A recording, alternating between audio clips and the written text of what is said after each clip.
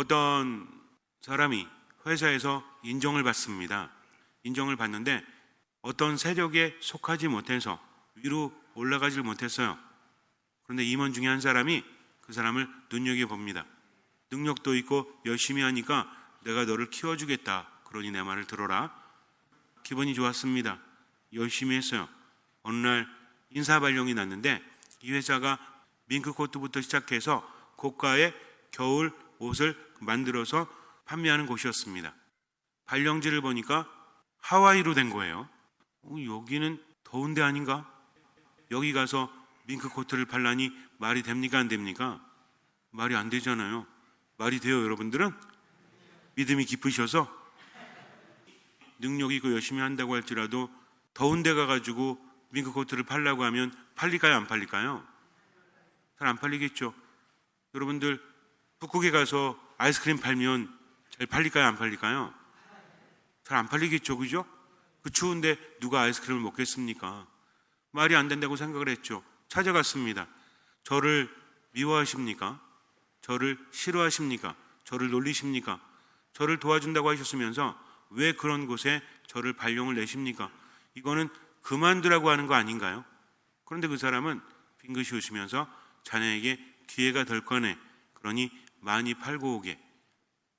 아무리 생각해도 이해가 되지 않습니다. 그래도 목구멍이 포도청이라 아직 어떤 대안이 없어서 그래 월급이라도 받자 하면서 하와이로 떠납니다. 1년이 지났을 때 이 사람은 가장 많은 매출을 냈기 때문에 포상을 받고 진급을 하게 됩니다. 어찌된 일일까요? 아니 질문 같지도 않은 질문하는데 뭐 이렇게 심각하게 고민하십니까? 모른다고 하거나 그냥 글쎄요라고 하시면 되지. 제가 멈추니까 여러분도 그러지 좀 마세요. 그냥 편안하게 대답하시면 돼요.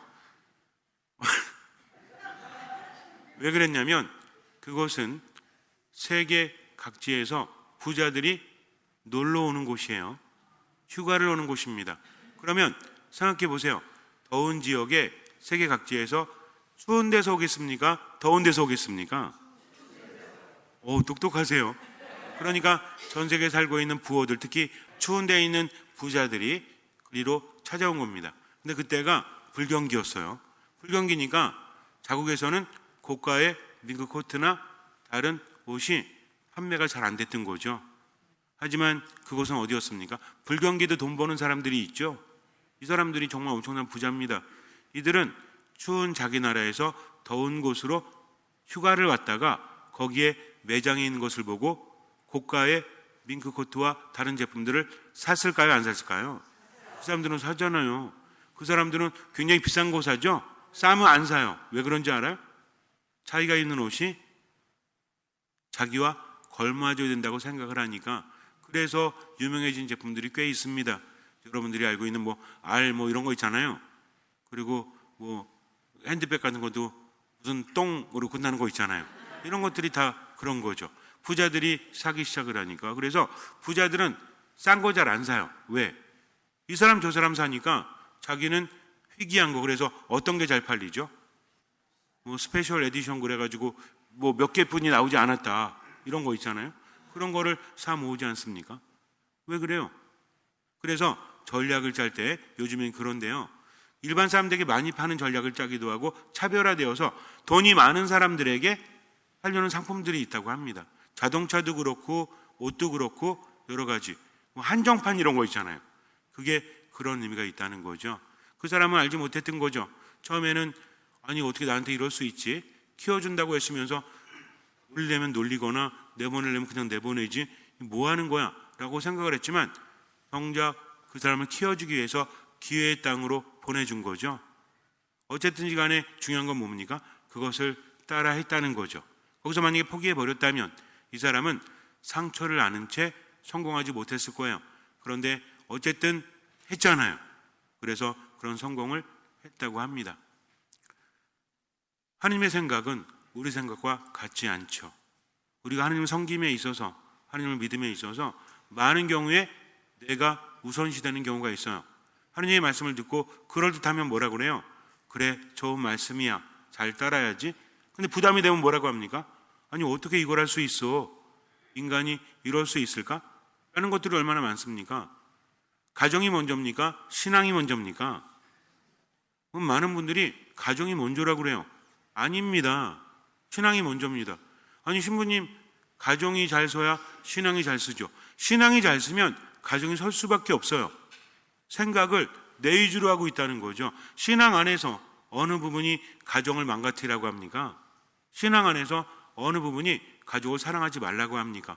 여러분들은 가정이 더 중요합니까? 신앙이 더 중요합니까? 라고 질문했을 때 그냥 느껴지는 대로 대답하면 안 되는 거예요.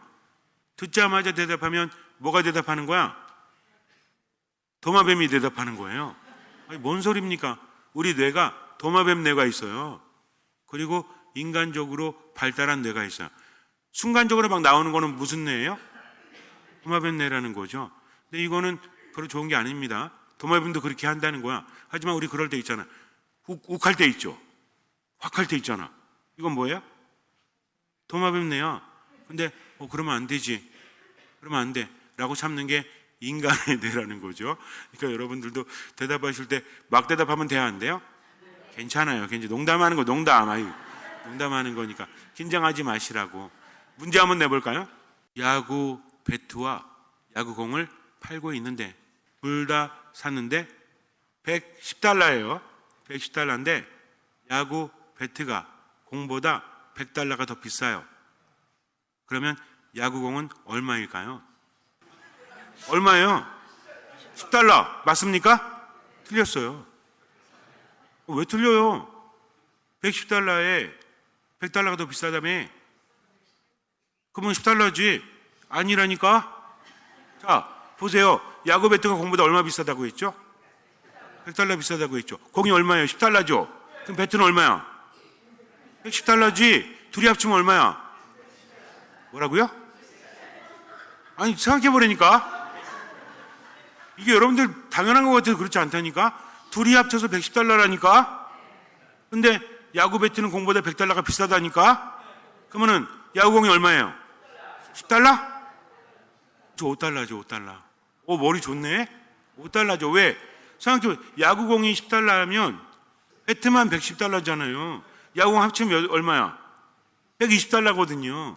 근데 우리는 $110인데 거기서 $100가 비싸다고 하니까 뭐라고 대답해요?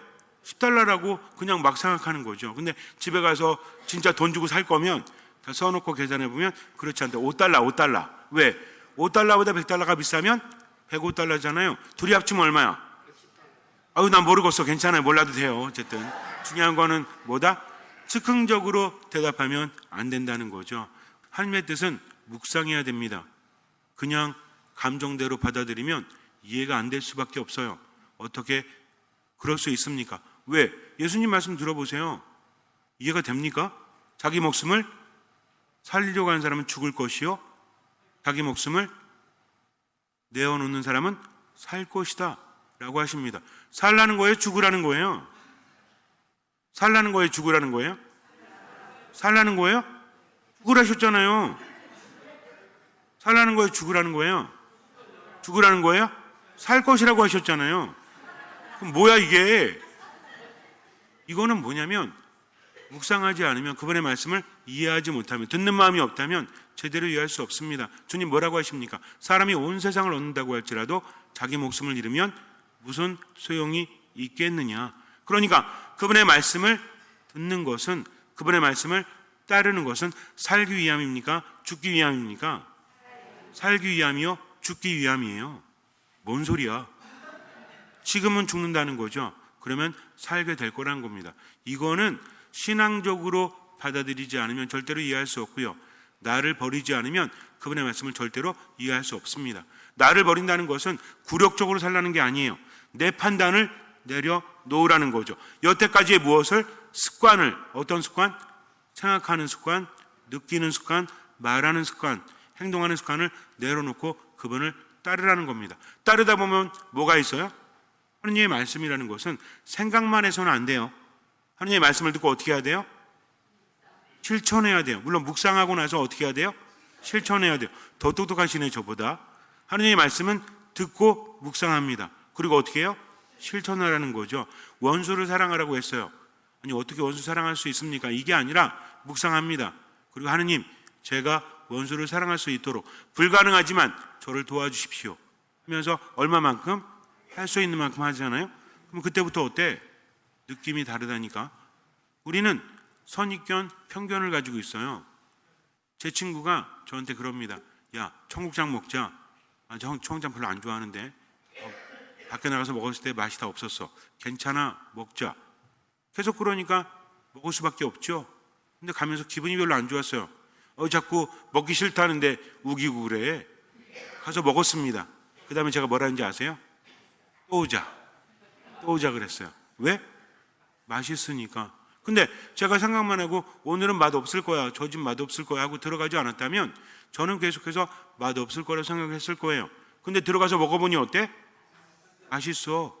그래서 다음부터 또 와야겠다라는 생각을 했다는 거죠. 우리는 그렇습니다. 많은 경우에 판단해요. 가족들을 판단하고, 다른 사람을 판단하고, 성당을 판단하고, 직장을 판단하고, 내 인생마저 판단합니다. 그러면서 뭐라 그래요? 이 생망, 이번 생에는 망했어. 아무리 해도 안 돼. 포기해버립니다. 우울해하고 화낸다는 거죠. 그러니 나아질 수 있겠습니까? 나아질 수 없다는 거죠. 기적은 하느님께로부터 오지만 그 기적을 가능하게 하는 것은 우리들의 믿음이다. 뭐라고요? 우리들의 믿음이라고요. 하느님 없이는 기적은 일어나지 않습니다. 그러나 믿음이 없어도 하느님은 기적을 일으켜주지 않으십니다. 요거 큰 차이 있는 거예요. 하느님이 안 계시다면, 하느님께 나와 함께 하지 않으시다면 기적 자체가 일어날 수 없는 거예요. 그런데 함께 하신다고 할지라도 내가 뭐 하지 않으면, 믿지 않으면 기적을 일으켜주지 않으신다는 거죠. 믿음은 뭐라고 했죠? 나의 심장을 하느님께 드리는 거다. 그것은 무엇입니까? 나의 마음이요, 나의 전부를 그분께 드리는 거다. 생각조차도, 판단조차도 그분의 말씀이라면 무조건 어떻게 하는 거예요? 그렇게 하는 겁니다. 구약부터 신약까지 보세요. 제가 가끔 말씀드리지만 하느님께서는 어떻게 우리에게 오시는지, 구약의 아브라함도, 그리고 요셉도, 그리고 판관들, 그리고 또 누가 있어요? 여러분이 알고 있는 분들, 유명한 분들, 예언자들, 엘리야도 그렇고, 엘리야도 엄청난 일을 발휘하지 않습니까? 그리고 신약에 와도 예수님을 만난 사람들, 그런데 보세요. 가만히 빵 5개와 물고기 2마리, 이게 엄청난 기적이죠. 왜? 그것으로 몇 명을 먹이셨기 때문에. 이러면 안 된다고 그랬지. 이러면 안 된다니까. 제가 분명히 그랬잖아. 5,000명 아니라고. 그럼 몇 명인데 5,000명 써 있어요. 써 있지. 근데 그냥 5,000명이 아니라니까. 자, 몇 명을 먹이셨어요? 남자만 5,000명이라니까. 주변을 보세요. 남자가 많은지 여자가 많은지. 여기 여자가 훨씬 많아요. 남자가 5,000명이라면 애들과 여자들 합치면 수만 명이라는 거지. 그거를 빵 5개와 물고기 2마리로 먹이셨다? 아닙니다. 누가 함께 하셨기 때문에? 하느님, 예수님께서 함께 하셨기 때문이죠. 이게 하느님의 코드예요. 그러니까 하느님께서는 작은 것을 통해서 큰 일을 하시기 때문에 보잘것없고 대단하지 않은 사람을 선택하십니다.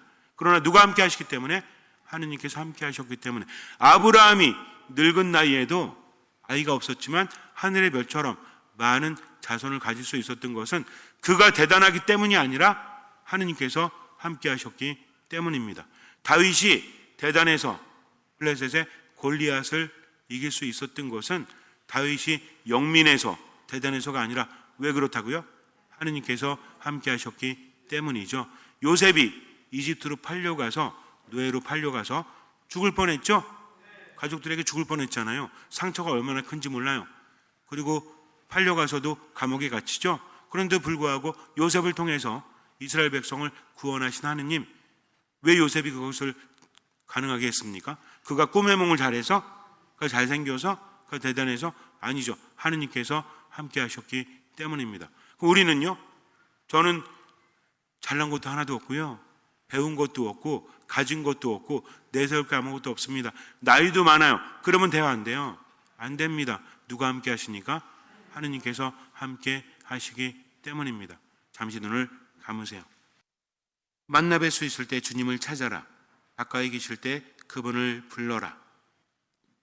그분께서 그를 가엾이 여기시리라. 우리 하느님께 돌아오너라. 그분께서는 너그러이 용서하신다. 하느님 말씀하시죠. 내 생각은 너의 생각과 같지 않고 너의 길은 내 길과 같지 않다. 주님의 말씀이다. 하늘이 땅 위에 드높이 있듯이 내 길은 너희 길 위에, 내 생각은 너희 생각 위에 드높이 있다. 이사야서 55장 말씀입니다. 살아가면서 때로는 막막하고 때로는 힘들고 괴로워도 하느님 믿고 최선을 다하십시오. 나머지는 맡기고요. 그분의 말씀대로 실천하면서 지금을 살아가십시오. 주님께서는 그 믿음을 보시고 우리 삶에 놀라운 기적을 일으켜 주실 것입니다.